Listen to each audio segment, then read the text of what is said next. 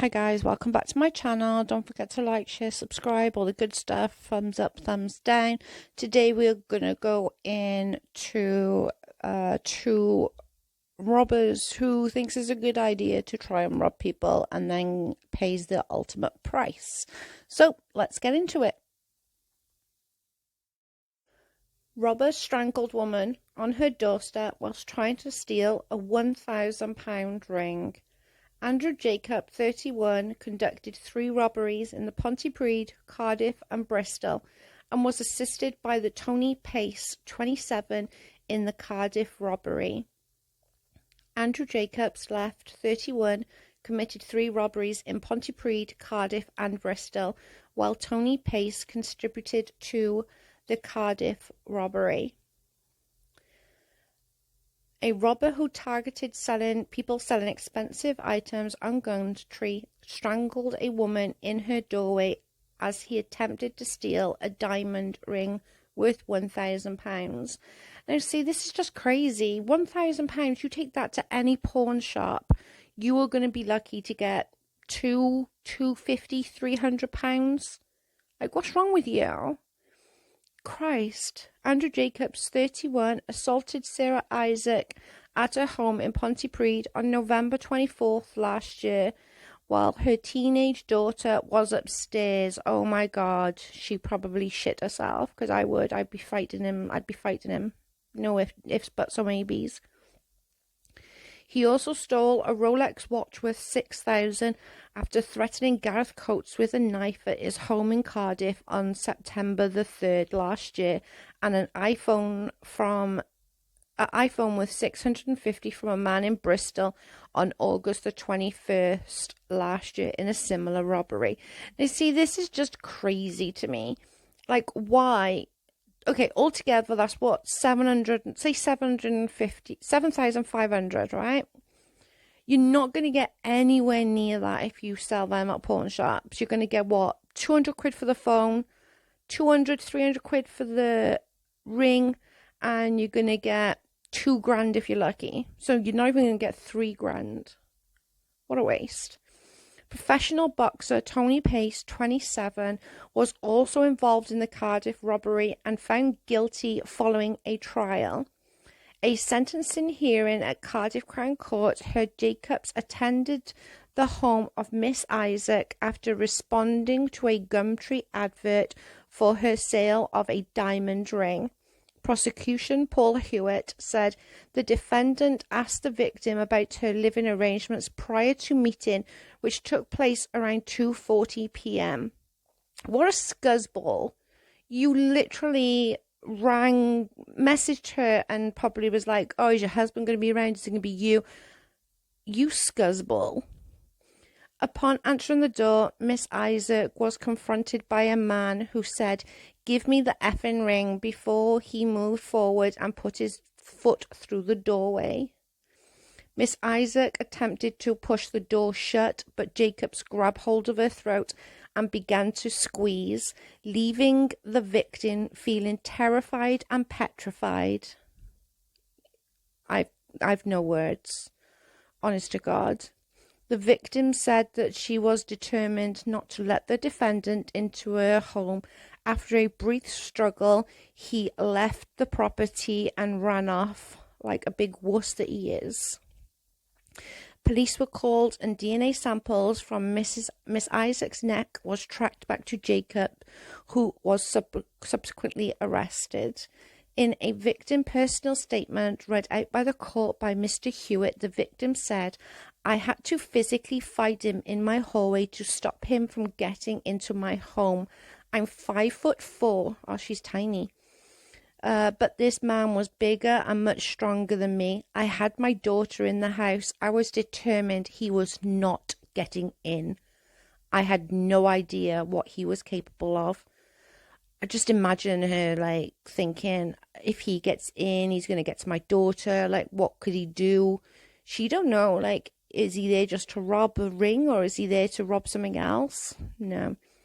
Mr. Coates, the victim of the Cardiff robbery, advertised the 6,000 Rolex watch on Gumtree and agreed a potential buyer to come and view the watch. When he opened the door, he was met by a man wearing a hooded top and pointing a knife at his chest and shouting, "Give me the effing watch." And following Mr. Coates upstairs to the bedroom where he took the watch and ran from the property past the victim's young nephew. Oh, good God. Can you imagine these people's hearts must have been in their bloody butts? Following the robbery, Mr. Coates contacted jewellers to see if they had been visited by the robber, and Jonathan David Jewells notified him that two people selling a Rolex visited their shop. When CCTV footage was examined, both Jacobs and Pace was identified. Shocking. You mean there's CCTV that can actually place you there, dumbass? The third burglary in Bristol was involved in a Gumtree advertisement for an iPhone, and when the seller went to the meet with the potential buyer, he was met by a man with a Welsh accent who produced a knife and threatened to stab him before taking the phone and running off. Now, if he is from Cardiff or Pontypridd, by the sounds of it, he's going to have a very, very Welsh accent. It's going to be like really, really Welshy. It'll be like that, it will. Like really, really Welshy. It stands out a mile. If you're from the Valleys accent stands out an absolute mile.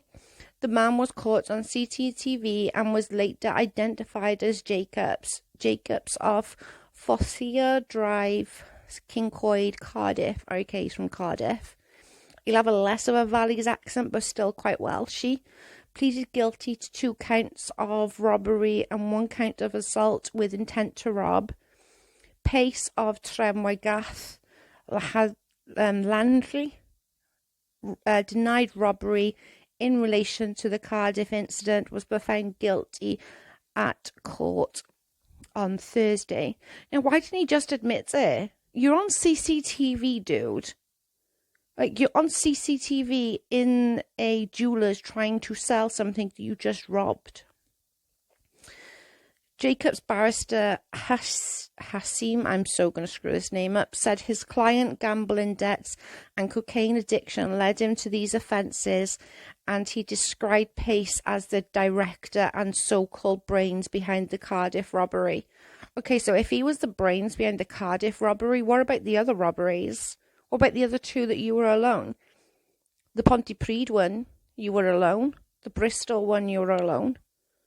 So why? I want to know why he did the other 2 alone, and why Pace was only involved in the Cardiff one. Or was he? Or was he the getaway driver or something? Who knows?